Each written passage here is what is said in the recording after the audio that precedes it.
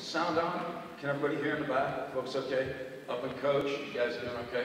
All right, thank you all for coming. My name's Sheldon Solomon, and I teach in the psychology department. I think I have the best of the scams, if you'll pardon the expression, this morning. And that's just to come attired as I normally would and to give you a snippet of a presentation so you can get a taste of how academic discourse transpires at the college. Don't be too concerned, not all the professors look like me, but what I would claim is that we all share a fairly passionate devotion to teaching and enjoy being in this kind of environment. Indeed, this is my 33rd year at Skidmore, so I've been here longer than most of the buildings and the furniture. I've had a great time here, but more importantly, I've gotten to know the institution very well, and I think we are in a rare position of this being just a very fine moment at the college. Be that as it may, what I need to do with our 20 or 25 minutes is to just give you a little sample of a presentation from, as Janet mentioned, the Human Dilemmas First-Year Seminar that I participate in.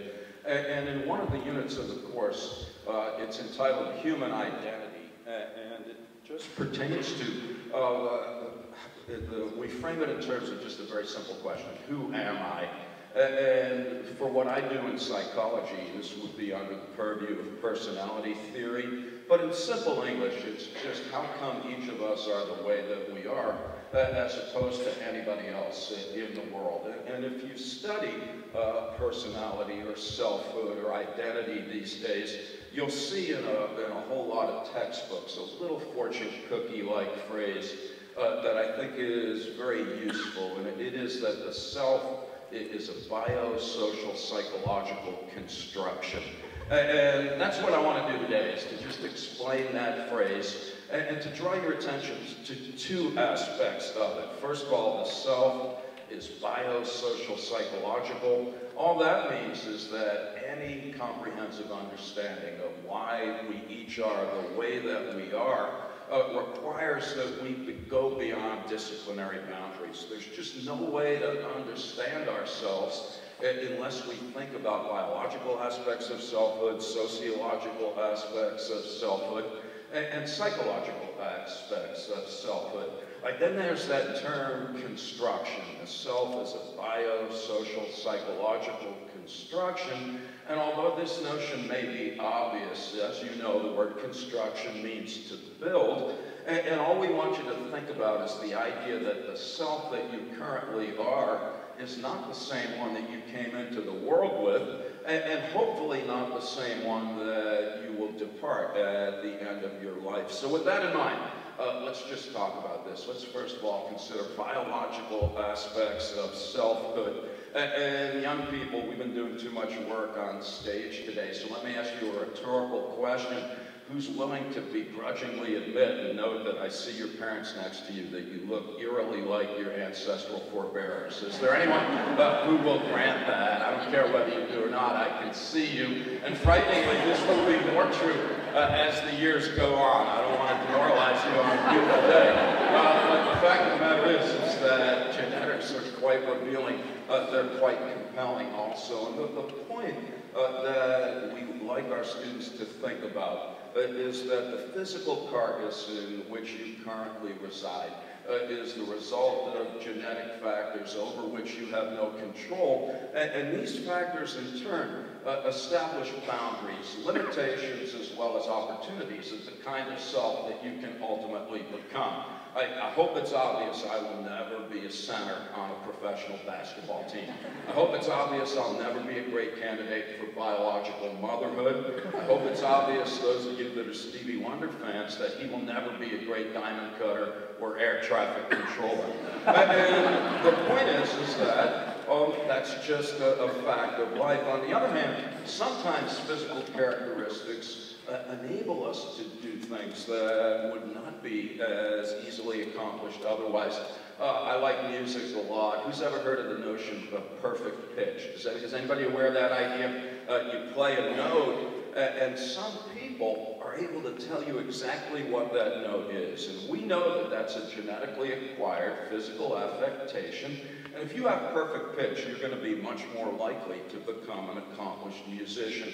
The point, very simply, is that genetically acquired physical characteristics establish boundaries, limitations, and opportunities. But that's not all that genetics do, and we know this. Some of you have probably heard, who's ever read about or heard about studies of identical twins that are separated at birth and then reared in different parts of Earth? Well, we know from those studies that there is often remarkable commonality in twins separated at birth, reared in radically different environments, and the only way we can understand that is to assume that these characteristics are genetically determined. So, for example, intelligence, whatever that is, it is in part genetically determined. Schizophrenia, whether or not you'll become schizophrenic, in part genetically determined. Bipolar mood disorder, unipolar depression.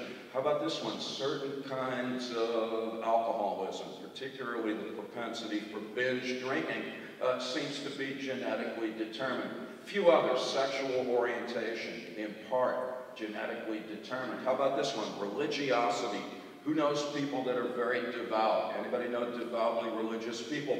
And who know people that are fairly secular? They could take it one way or the other. Well, that is remarkably, in part, genetically determined. How about this one? Political orientation. Who knows people that are somewhat conservative? Anybody know conservative people?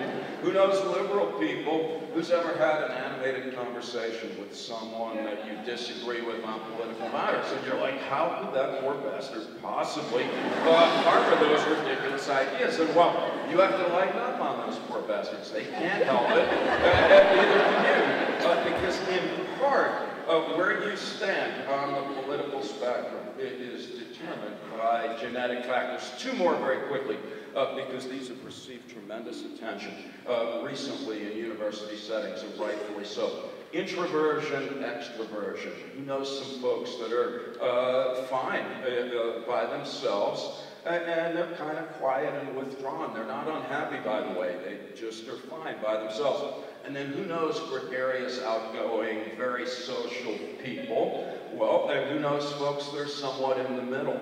All right, well, where you fall on that dimension also appears to be in part genetically determined. One more, and this is what's called temperament, and that's just a fancy word for proneness to anxiety. Who knows folks that are relatively calm and composed, even in the most stressful and uncertain circumstances? And then who knows my relatives, just twitching balls of biological protoplasm cowering under the table, groping for sedatives the size of sport utility vehicles. Right? And who knows people, I wish I'd made that up, I got it from Woody Allen, but who knows folks that are one way or the other? Again, in part genetically determined. So the take-home message is that if we want to understand who we are, we need to admit that biological factors are a big part of the personality equation. Having said that, though, we also need to note that biology is not everything, because if it were, then identical twins that are separated at birth and reared in very different environments would be 100% equal. And we know that they're not, and so there's got to be other factors. And interestingly, the next factor, therefore, that we need to consider is from sociology. And it turns out that it's because of an observation that Charles Darwin made. And again, I'll let you do some rhetorical work. And so here's my question. It's not a trick one. Who's aware of the fact that you're sitting here now listening to me or pretending to do so? Give me some hands just so I know. All right, this is encouraging. It's early in the morning. In most of my classes at Skidmore, I can get 50% of the people to admit that they're here. But you all just admitted that you know that you're here. Who remembers being born? Anybody? Anybody remember being born? Who remembers year number 1? Anybody? Year number 2? Anybody? Wow.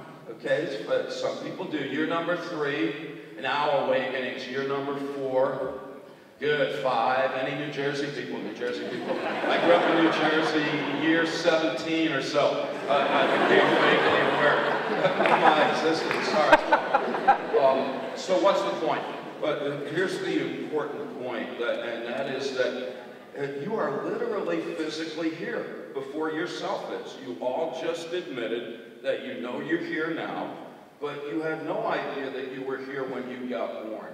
And there were some amazing sociologists at the beginning of the 20th century who recognized that that has fantastic implications for the development of ourselves. And the take-home fortune cookie cone is that the self develops from the outside in. And so what the sociologists say is, look, when you were born, you didn't even know that you were here. But does it take little babies long to know that other people are here? Do little babies recognize their mothers pretty quickly? Yeah, they do. So you know other people before you know that you exist. Consequently, the logic goes that you come to know yourself in part as a reflection of the way other people know you. The sociologists call this the looking glass self. Old-timers who remembered studying that, Mead and Cooley and all of these sociologists that if you were suffering from insomnia, paragraph would definitely do the trick. But it's important work nonetheless. And so the argument goes that you come to know yourself as a function of the way other people know you. Therefore, by the time you do become aware of your existence, a large chunk of your identity has been assimilated from your social surroundings, but you have no idea that that's happened. That's the only technical point I have today, so I'm going to just go through it very quickly one more time. When you get born, you don't even know that you're here, but you know that other people are here. Therefore, you come to know yourself as a reflection of how other people know you. And because of that, by the time you wake up one day, metaphorically, and realize that you exist, unbeknownst to yourself, a chunk of your identity has been unconsciously absorbed from your surroundings. I don't expect that to make sense. So let me give you the classic example from social psychology. It's what's called the cocktail party phenomenon.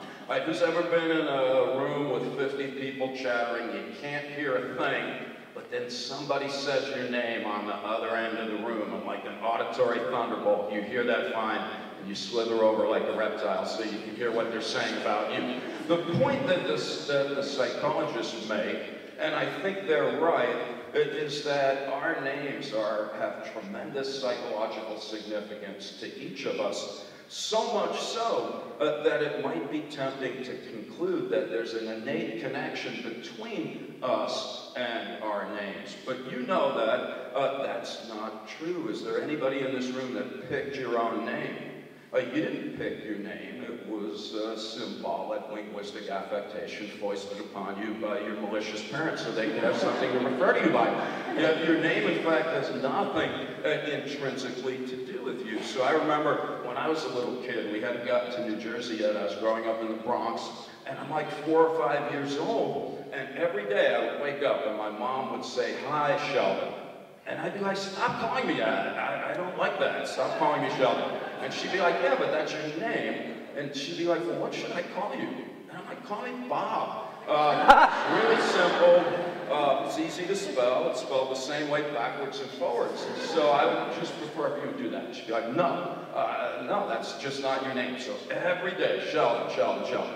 All right, and then over time, I kind of got used to it. And there just came a point where I was like, all right, there's a Sheldonosity to this particular speck of carbon-based dust that sort of fits. All right, but you know this, they didn't have to name me Sheldon. They could have named me Jell-O, iPod, or anything. And I might not have liked that either, but I would have ultimately gotten accustomed to it and eventually perceived it as a very important part of who I am. Well, if we had time, which we don't, in the regular year, what we would ask our students to think about are the tremendous and profound implications of that idea, because if in fact the self develops from the outside in, does it make sense that you'd be a very different self